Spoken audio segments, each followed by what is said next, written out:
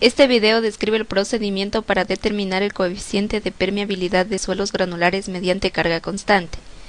El equipo necesario para la realización del ensayo es permeámetros.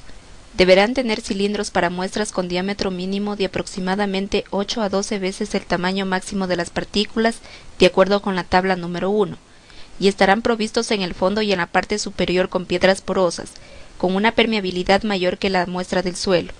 La piedra porosa superior estará reforzada con un resorte para aplicar una ligera presión de 22 a 44 newtons. Tanque de carga constante.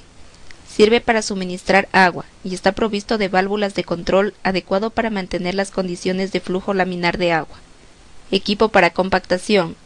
Se sugiere un pistón de impacto de 50 milímetros de diámetro, con una varilla de pesas deslizantes de 100 gramos para arenas y 1 kilogramo para suelos con un contenido apreciable de grava, que tenga una altura de caída ajustable de 100 milímetros para arenas y 200 milímetros para gravas. Bomba de vacío. Equipo para evacuar y saturar muestras de suelo con vacío. Tubos piezométricos, con escalas métricas para medir la carga de agua. Piedras porosas. Podrán ser de carburo de sílice, óxido de aluminio o un material no corrosivo, y su porosidad debe ser lo suficientemente fina para evitar la intrusión del suelo dentro de sus poros. Balanza, con una sensibilidad de 0.01 gramos y capacidad de 2 kilogramos. Cucharón, con una capacidad de 100 gramos. Otros equipos: termómetro, cronómetro, probeta de 250 mililitros, recipientes para mezclar, recipientes para determinar el contenido de humedad de acuerdo a la norma ASTM-D 2216. Muestra de ensayo. Determine por cuarteo de acuerdo a la norma ASTM-C 702 una muestra representativa de suelo granular secado al aire, que contenga menos del 10% de suelo que pase por el tamiz número 200. Realice un análisis granulométrico de acuerdo a la norma ASTM-D 422 sobre una muestra representativa del suelo antes del ensayo de permeabilidad. Las partículas mayores de 19 milímetros no deberán emplearse en el ensayo. Del material tamizado, escoja mediante cuarteo manual, de acuerdo a la norma ASTM-C 702, una cantidad aproximadamente igual a 2 veces la requerida para llenar la cámara del permeámetro. Preparación de la muestra. Humedezca las piedras porosas. Mida el diámetro interior del molde, la longitud entre las salidas de los piezómetros y la altura total del molde. Determine el peso de la muestra que se va a utilizar en el ensayo. Mezcle el suelo con suficiente agua para producir el contenido de humedad deseado. Almacene el material en un recipiente cubierto por lo menos durante 16 horas. Determine el contenido de humedad con una pequeña porción de la muestra preparada.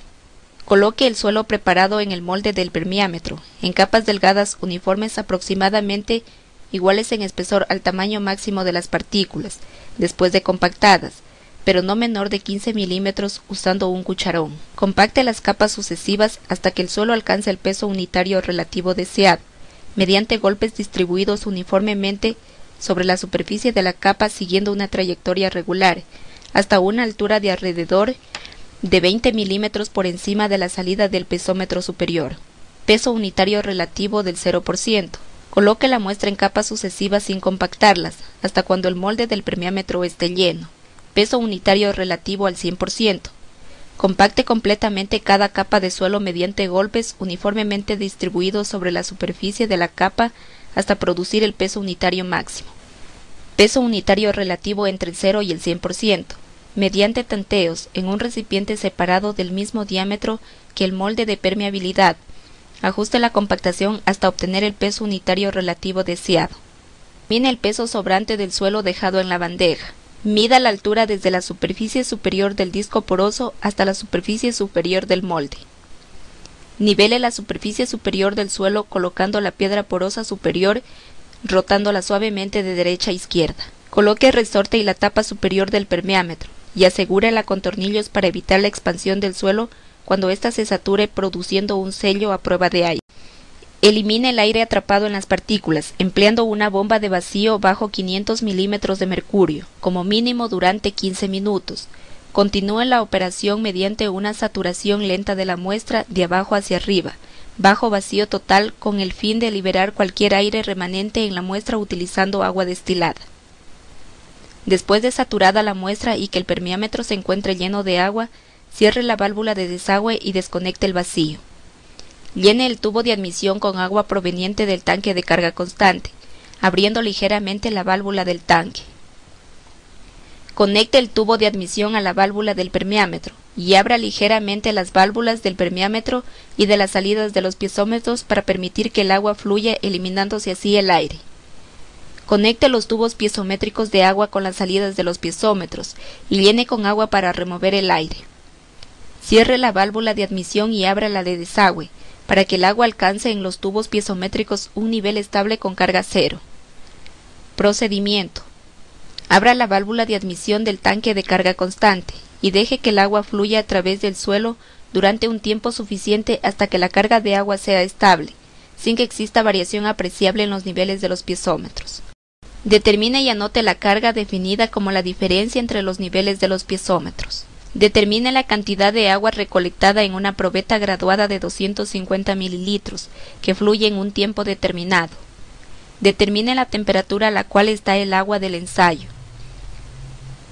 Repita el proceso variando la altura de carga en incrementos de 5 milímetros, obteniendo siempre un flujo laminar. Al concluir el ensayo de permeabilidad, drene y examine la muestra para establecer si era esencialmente homogénea y si hay evidencia de segregación de finos.